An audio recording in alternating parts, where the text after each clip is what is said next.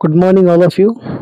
इस वीडियो में हम बात करने वाले हैं न्यूरॉन या फिर नर्वस सेल्स के बारे में। नर्वस सेल्स क्या होती है, इसके कितने पार्ट होते हैं, किन पार्ट का क्या काम होता है, वो इस वीडियो में हम सारी बात करने वाले हैं। पूरी डिटेल्ड बात करेंगे इसमें न्यूरॉन के बारे में या फिर नर्वस सेल्स के बारे में। सबसे पहला पॉइंट है, neuron is the structural and functional unit of the nervous system. यानी कि जो न्यूरॉन्स हैं हमारे जो नर्वस सिस्टम है उसकी स्ट्रक्चरल एंड फंक्शनल यूनिट है। यानी कि जिस तरह से किडनी के अंदर नेफ्रॉन्स होती है, बिना नेफ्रॉन्स के किडनी कुछ भी नहीं है, उसी तरह हमारा नर्वस सिस्टम भी बिना नर्वस सेल्स के कुछ भी नहीं, एकदम से रद्दी है। यानी कि जो नर्वस सेल है यही हमारे जो नर्वस सिस्टम है उसकी स्ट्रक्चरल और फंक्शनल यूनिट हो गई। यही हमारे नर्वस सिस्टम में काम करती है। ये हमारे नर्वस सिस्टम जो इम्पल्सेस है वो लेके जाती है, इम्पल्सेस जो वापस लेके आती है, ये सारा काम जो है हमारी न्यूरॉन या नर्वस सेल्स करती हैं।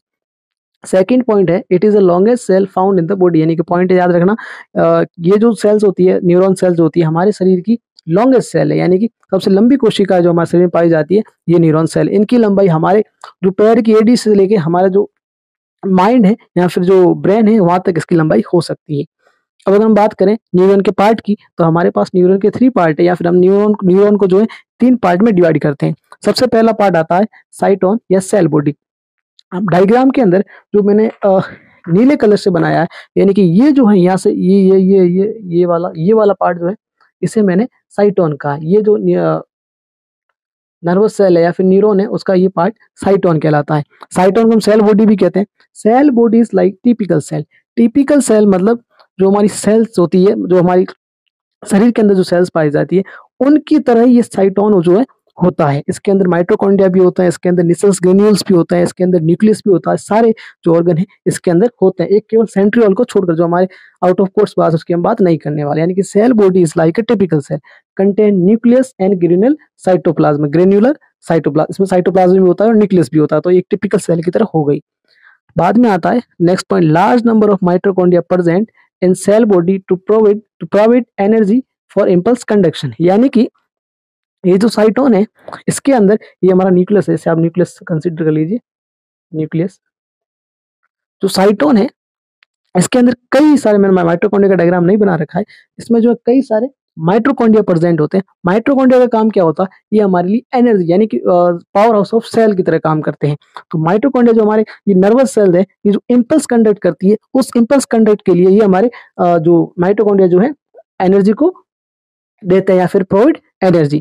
उसके बाद बात करते हैं next point, Nissl granules present which synthesize neurotransmitter. यानी कि इनके अंदर छोटे छोटे ग्रेन्यूल्स पाए जाते हैं जो न्यूरोट्रांसमीटर को सिंथेसाइज करते हैं। न्यूरोट्रांसमीटर क्या होता है, न्यूरोट्रांसमीटर को आप एक तरह से प्रोटीन समझे। ये एक तो प्रोटीन होते हैं जो नर्वस सेल में जो है काम करते हैं।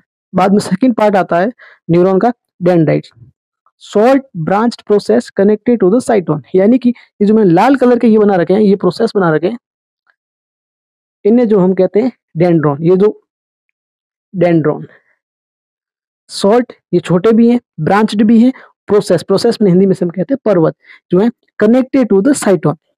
नेक्स्ट पॉइंट है, दे रिसीव सेंसेशन और स्टिमुलस। यानी कि जब भी हमें कोई स्टिमुलस मिलता है, यानी जब हम हाथ जो है किसी गर्म चीज को लगाते हैं, तो गर्म चीज को हाथ लगाने पर जो नर्वस का जो न्यूरॉन सेल है या फिर नर्वस सेल है उसका जो पार्ट है उस समय डेंड्रोन के जो हॉट पार्ट है वो डेंड्रोन के टच होता है, और फिर ये डेंड्रोन जो है रिसीव करते हैं किसी भी स्टिमुलस को, और इस स्टिमुलस को रिसीव करने के बाद साइटोन की तरफ भेजते हैं। बाद में हमारा थर्ड पार्ट आता है axon, single long cylindrical process arises from cyton. यानी कि ये हमारा जो पार्ट है इसे हम एक्सॉन कहते हैं। जैसा कि लिखा हुआ है, सिंगल है, एक ही है, और सिलेंड्रिकल है, और प्रोसेस अराइजेस फ्रॉम साइटोन। यानी ये भी जो है साइटोन से ही अराइज हो रहा है। डेंड्रोन और एक्सॉन दोनों ही साइटोन से ही अराइजेस होते हैं। इसको मैं थोड़ा नीचे कर लेता हूँ, अब ठीक है।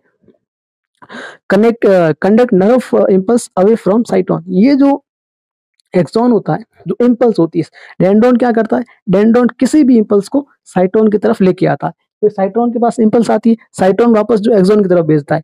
ये जो एक्सॉन है इम्पल्स को जो है साइटोन के दूसरी तरफ भेजता है। यानी कि ये जो